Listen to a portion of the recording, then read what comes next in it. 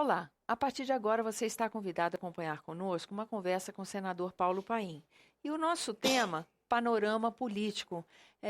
Isso porque, no dia 25 de novembro, o Senado Federal realizou uma sessão plenária para decidir se acatava ou não decisão do Supremo Tribunal Federal em manter a prisão do senador Delcídio do Amaral. Foi uma sessão, ao longo do tempo em que parlamentares estiveram reunidos, vários comentaram tanto o constrangimento, a tristeza em realizar a dureza da situação e a maneira como o senador Renan Calheiros foi hábil em conduzir uma sessão tão difícil, né, senador? A começar por deixar a cargo do plenário escolher que tipo de votação nós teríamos. Então, o que a gente queria ouvir aqui no argumento do senhor é uma leitura do significado político do que foi o dia de ontem, né, e seus possíveis desdobramentos. Olha, de fato, todos ficaram perplexos, surpresos, constrangidos e até sem saber como agir. Quando chegou aqui o dossiê e as gravações, todos diziam, olha, a situação não é fácil, o quadro é grave. Isso foi unanimidade, não teve um senador que não usou essa expressão. A partir daí começaram os debates. Tinha dois caminhos, já que o Supremo remeteu para o Congresso tomar a decisão se ele deveria ficar sobre a proteção, eu diria, da Polícia Federal, ou seja, preso, de forma provisória, para que as investigações continuassem. Como o Supremo indicou que a decisão tem que ser do Senado, o primeiro debate foi se o voto era aberto ou fechado. Eu tenho, do longo da minha vida, desde que cheguei na Constituinte, sempre defendido o voto aberto em todas as situações.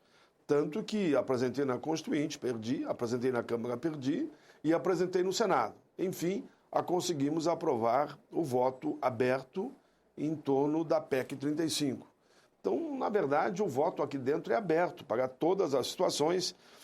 Foi assim que a Casa entendeu, que quando o presidente Renan remeteu para o plenário votou por, digamos, de forma esmagadora, uma diferença muito, muito grande, favorável ao voto aberto, e em seguida o Supremo também confirmou que a decisão teria que ser voto aberto.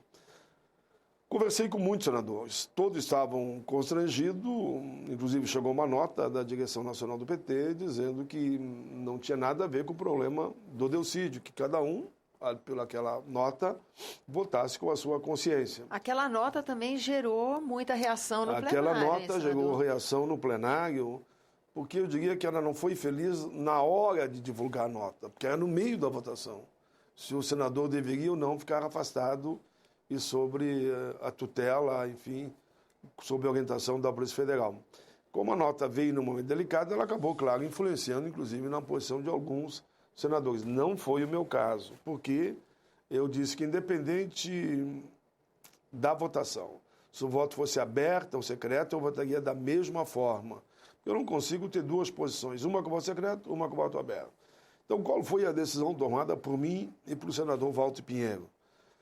Respeitando a decisão do Supremo, automaticamente, mediante o resultado final, que foi 59-13, ele entra em licença automática e poderá ter a prisão relaxada ou mesmo respondendo em casa, conforme for a decisão do Supremo. O que o Senado fez? O Senado não julgou se ele é culpado ou inocente.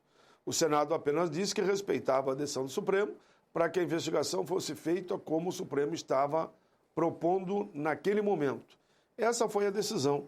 Claro que não foi bom para ninguém, não é bom para a democracia, não é bom para o Senado, não é bom para o governo, não é bom para a oposição, mas há momentos na vida em que a gente, apesar da crise, que é uma crise econômica, política, social, é uma crise moral, é uma crise ética, que a gente tem que tomar posição e, quem sabe, até crescer com a crise. Ajudar a orientar o Brasil, como foi em alguns países que tiveram a chamada Operação Mãos Limpas. Foi essa lógica que levou à votação.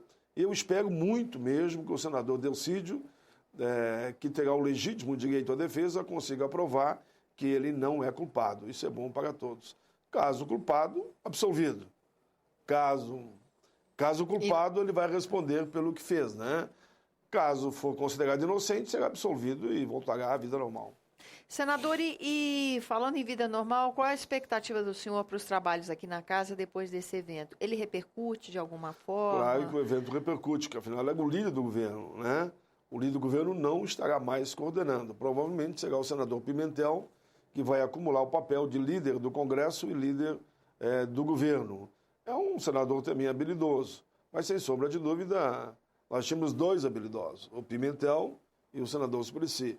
Agora o governo perde... Senador Delcídio, né? Senador Delcídio. Nós tínhamos o Pimentel, o líder do governo, e o Delcídio... É porque o senhor sem querer falou senador Suplicy. Não. E o senador Delcídio como líder do governo, né? Agora perdemos um dos líderes, né? Isso é fato e é real. Mas espero que, pela habilidade que tem o senador Pimentel, ele consiga articular, digamos, de forma a garantir a votação das matérias que são de interesse do país. Mas é um momento difícil para todos, não foi bom, digamos, para ninguém, mas, como eu digo, na crise também a gente cresce. Isso nos remonta à história da própria humanidade.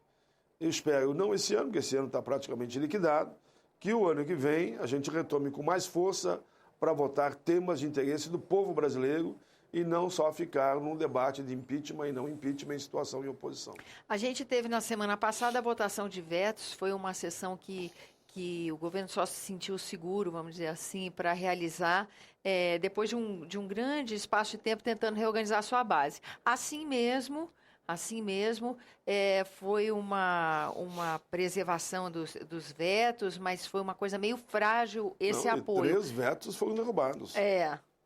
O veto daquele que era vinculado mais ao senador Serra, teve um outro veto vinculado mais à área rural, que foi feito daí um acordo, e teve um outro veto, esse não tão importante, mas que também foi derrubado. Mas, assim, o governo conseguiu evitar a pauta bomba, né? Claro. No entanto, essa base também, ela ainda está frágil. Como é que o senhor vê a composição dessa base agora e com um fato como esse, com a interlocução do senador Delcídio não estando mais na casa? Só complica, no caso, a situação do governo sem o Delcídio e com a situação polêmica instalada na Câmara por parte da situação do deputado presidente daquela casa, Eduardo Cunha.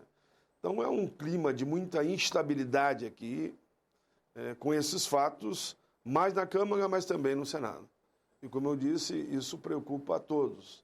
Nós vamos torcer que a gente inicie o ano apontando caminhos e que o país, como eu digo sempre, volte aos trilhos e consiga avançar numa linha de combater o desemprego, de combater a taxa de juros, que se avance mais na distribuição de renda e que a gente não traga prejuízo para os que mais precisam, que são os assalariados, os desempregados, os aposentados, pensionistas e aqueles que são discriminados. Senador, muito grata pela sua presença aqui no nosso programa. Eu agradeço também a você que nos acompanha, lembrando que esse é o programa Argumento e que você é o nosso convidado a fazer sugestões e críticas ao trabalho da TV Senado pelo 0800 61 2211, que é uma ligação gratuita. E quando você quiser rever esse ou outro dos nossos programas, use o endereço eletrônico senado.leg.br/TV. Até a próxima.